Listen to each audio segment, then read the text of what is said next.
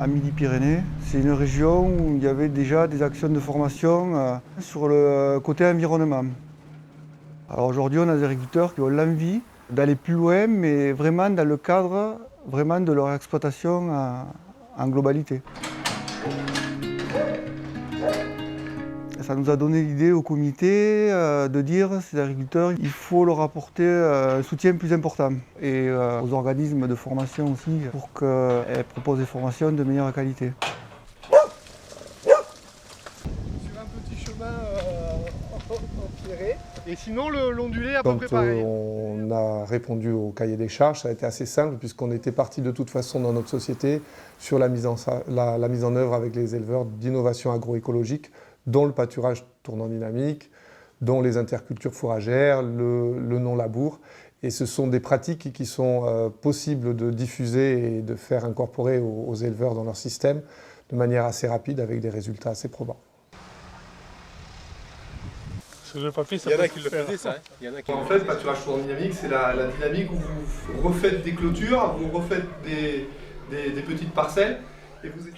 Ce qui m'a motivé, ça a été le fait d'améliorer un petit peu la production sur notre exploitation et de s'ouvrir à des pratiques qui sont pour moi plus durables et plus économiques.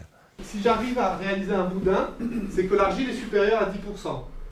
Un boudin, il doit faire à peu près 7-8 cm, 10 cm. On arrive à peine à le faire, mais on y arrive quand même. Donc il y a un peu plus de 10% d'argile. Et après, si je commence à vouloir le tordre, voilà. Eh bien, pour moi, le principal apport de la formation, ça a été d'apprendre à faire attention au sol et de se rendre compte que de par lui-même, il pouvait produire de l'herbe sans pour autant amener essentiellement des intrants. Et donc de faire des économies et d'avoir une façon de travailler qui me semble tout à fait gratifiante, quoi. La tourbe. Et ça peut sentir pierreux. Ça sent humus ou ça sent minéral plutôt? C'est plutôt minéral. Donc il n'y a pas un stockage d'humus extraordinaire. Non.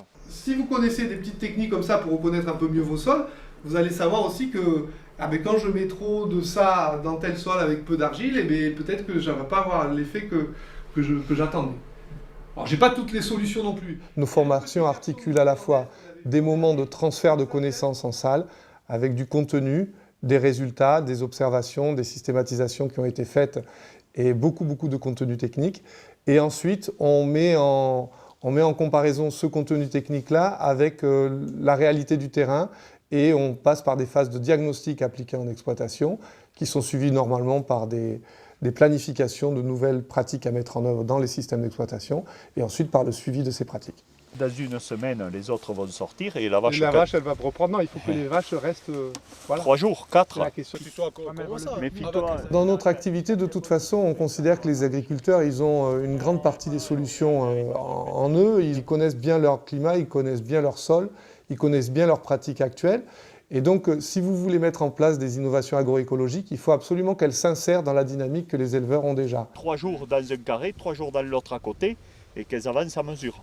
Et tu verras la différence à la fin de... Chez moi, j'ai changé, on va dire, du tout au tout quant au suivi de l'exploitation. Puisqu'aujourd'hui, on fait effectivement attention au moment où on met les bêtes dans les prairies et au moment où on les sort, de façon à ne pas épuiser l'herbe, chose qu'on ne faisait pas avant, quoi.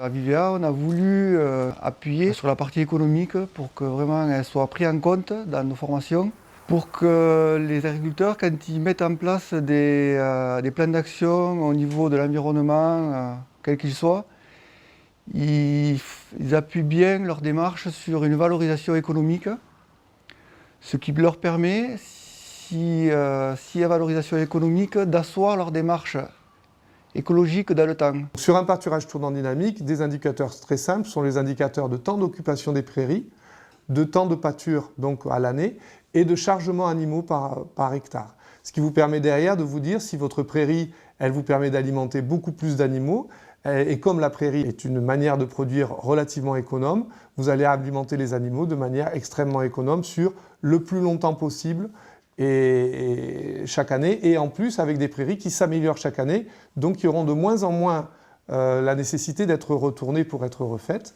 et donc avec des coûts derrière de remise en place des prairies qui diminuent aussi dans le temps auprès des éleveurs. Par rapport à l'apport économique, pour ce qui nous concerne, ça nous a permis donc de faire du veau d'Aveyron.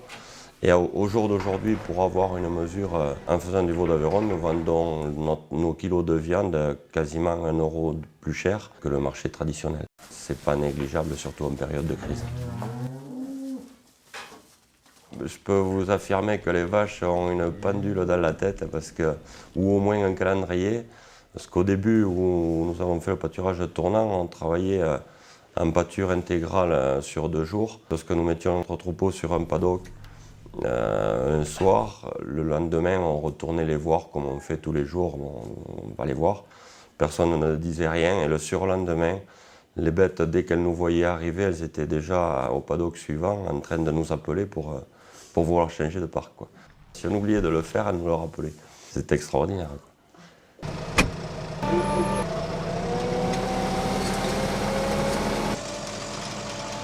Faire de la formation action de manière horizontale avec un échange technicien-agriculteur, c'est quelque chose qui me semble logique dans mon travail. Et le fait d'avoir pu compter à la fois et sur des organisations partenaires et sur le VIVEA comme fonds de financement potentiel pour les formations nous a permis de stabiliser une activité en tout cas de formation et de conseil en agriculture.